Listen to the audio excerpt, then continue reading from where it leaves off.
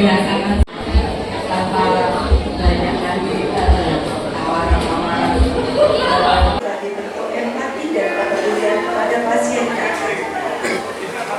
Aku tentang menikmati semua rasa selama proses itu. Dan kenapa aku Tuhan? Aku bukan siapa-siapa yang ditulis. Aku bahkan belum berani menyebut diriku berkelas.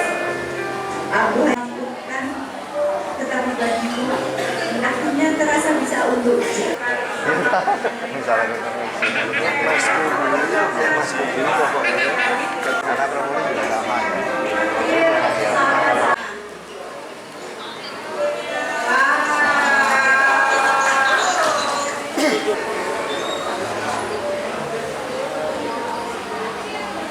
banyak dukungan dan banyak ini sungguh inspirasi kita semua.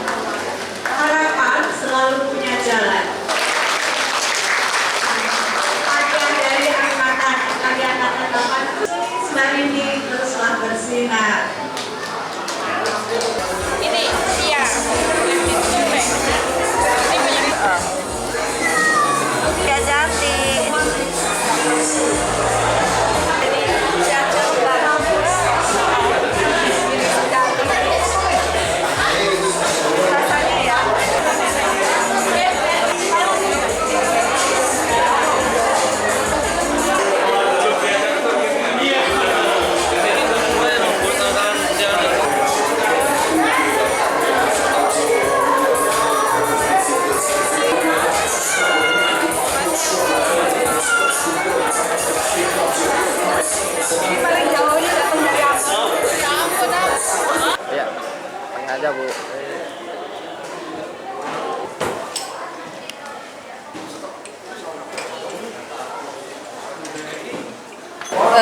Jadi buku ini adalah kisah perjalanannya beliau. Jadi beliau ini mengalami, Dr. Sulis ini mengalami kanker di tahun 2024 dan perjalanan sepanjang setahun pengobatan, setahun kemoterapi, radioterapi itu saya sebagai sahabat terdekatnya itu mengamati bahwa ada shifting mindset yang luar biasa yang terjadi pada beliau ini, dan itu mempengaruhi proses kesembuhannya. Lebih cepat sembuh gitu, karena perubahan mindset yang fundamental. Itu yang menjadi spirit utama dari buku ini yang harus sebaiknya kita sharing, kita sebarkan, bahwa kanker itu bukan hukuman, bukan aib yang harus disembunyikan gitu, bahwa kanker itu adalah bisa jadi bagi dia bisa jadi anugerah gitu. Karena dengan kanker itu ternyata beliau bisa menjadi manusia yang lebih baik. Jadi begini, ketika semua pencarian sudah mentok ya Mas, kenapa aku Tuhan, kenapa itu, akhirnya saya di titik menyerah. Akhirnya saya lihat YouTube ada ngaji Roso, itu ada namanya programnya Abu Marlo, Letting Go. Terus saya ikut, tapi bukan letting go, tapi letting in. Jadi semua penerimaan. Kalau sudah penerima itu, kita tidak akan menderita.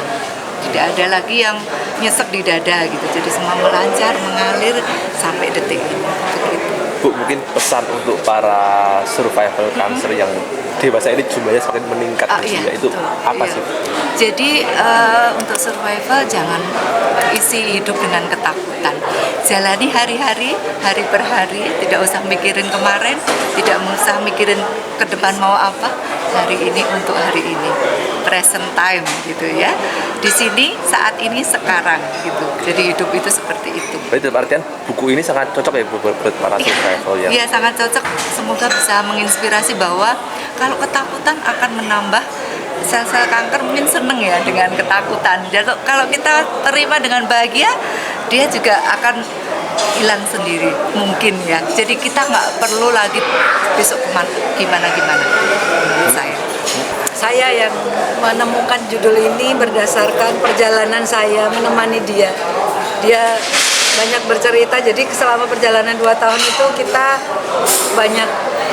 saya banyak mendengar cerita dari dia bahwa sebenarnya keajaiban itu tidak harus dalam bentuk yang heroik, yang berisik gitu.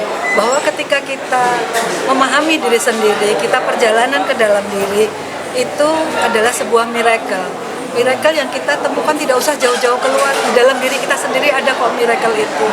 Dengan kita bersemangat, dengan kita menjalani hari demi hari seperti tadi yang dia ceritakan, itu mempercepat kesembuhannya, dan itu adalah miracle buat tidak hanya buat penyintas CA tapi sebenarnya buat semuanya. Jadi semua berdasarkan cinta ya Mas. Jadi proses menulis buku ini selama 10 hari. Karena hari itu dia bercerita kepada saya bahwa ada lesi di heparnya gitu. Sementara sepanjang saya tahu bahwa lesi itu berarti kayak lebam, kayak luka yang ada di heparnya. Pada orang lain mungkin itu sesuatu yang tidak begitu menakutkan, tapi karena ini pasien kanker, bisa jadi itu adalah salah satu gejala metastase atau penyebaran gitu.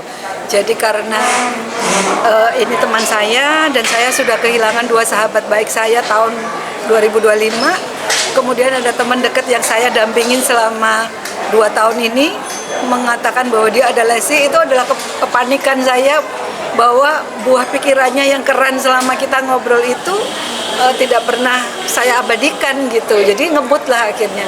Saya tiktokan sama dia, ini gimana cerita tentang ini gitu. Kemudian saya punya akun TikTok yang saya simpen obrolan podcast kami sama dia gitu. Jadi buku ini adalah intisari dari perjalanan obrolan kami, perjalanan ke dalamnya dia, kemudian ya cerita kami selama 2 tahun sehingga jadi buku ini. Tapi dalam 10 hari. Tertrigger karena ada angan-angan mau mati. Karena dia sudah berangan-angan mau mati gitu. Jadi harus jadi itu. Hari gimana Bu perasaan menulisnya? Kalau kita merasa Saya itu pulang dari umroh Mas, jadi masih batuk-batuk, masih hebat. Tetapi karena semangat dan rasa takut kehilangan ya, saya takut waktunya tidak panjang lagi gitu. Jadi selama 10 hari itu saya membabi buta, nulis, batuk-batuk, sakit, dan dia tahu. Saya muntah-muntah sampai diare, muntah-muntah itu gara-gara memikirkan yang saya sayangi sepenuh hati ini gitu. Tapi justru itu ternyata berkahnya adalah buku ini jadi gitu. Mungkin kalau kita merasa punya waktu banyak, santai gitu, akhirnya nggak jadi-jadi ya gitu. Tapi the power of kepepet. the power of kepepet dan dikejar-kejar lesi.